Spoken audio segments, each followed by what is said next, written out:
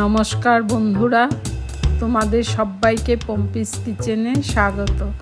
Friends, তোমাদের সাথে আজ আমি একটি পাও ভাজির রেসিপি শেয়ার করব।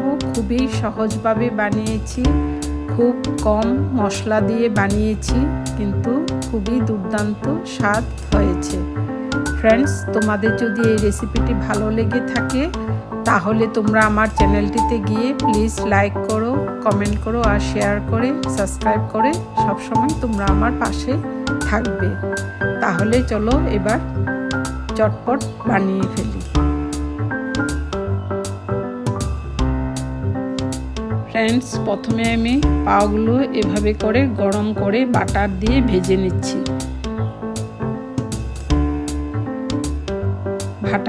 বাটার ভালো করে চারদিকে লাগিয়ে ভালো করে উল্টে পাল্টে একটু ভেজে নিচ্ছি।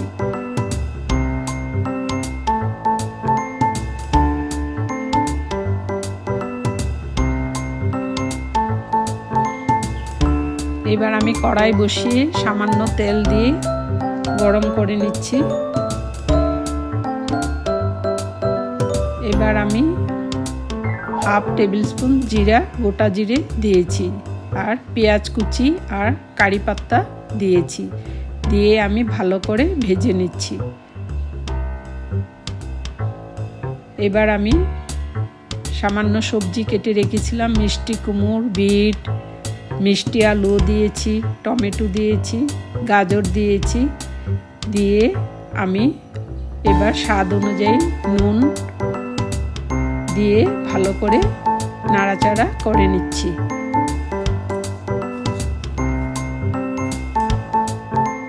এবার কিছুক্ষণের জন্য ঢাকা দিয়ে রেখেছিলাম, এবার ঢাকাটা তুলে দিয়েছি, দিয়ে আবার ভালো করে মিশিয়ে নিচ্ছি। সবজিটা ভালো করে সেদ্ধ করে নিয়েছি, এবার ভালো করে ভেজে নিচ্ছি।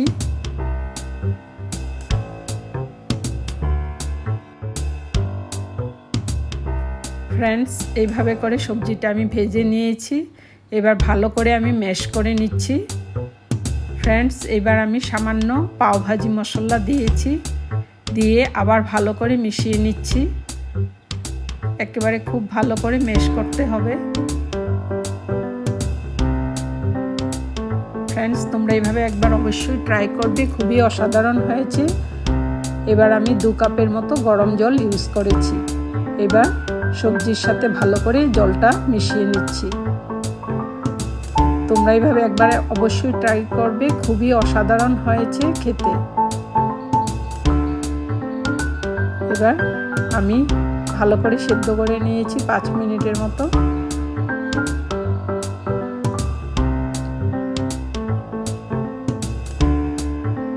ফ্রেন্ডস, দেখো খুবই লোভনীয় হয়েছে আর খুবই দুর্দান্ত হয়েছে খেতে। এবার আমি উপর থেকে 2 টেবিল স্পুন বাটার দিয়ে দিয়েছি, দিয়ে ভালো করে মিশিয়ে নিচ্ছি। এবার আমি উপর থেকে ধনেপাতা কুচি সামান্য দিয়ে দিয়েছি। ফ্রেন্ডস, আমার রেসিপি কমপ্লিট হয়ে গেছে। তোমরা এতক্ষণ আমার সাথে থাকার জন্য তোমাদের সবাইকে অসংখ্য ধন্যবাদ। আবার আসবো আরেকটি নতুন ধরনের ভিডিও নিয়ে। আমি খুবই কম সময়ে, কম মশলা, কম তেল দিয়ে বানিয়েছি। তোমরা অবশ্যই এভাবে একবার ট্রাই করবে।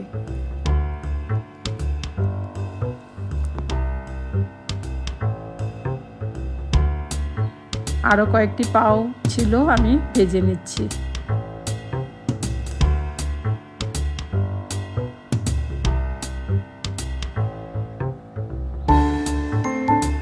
Friends, thanks for watching.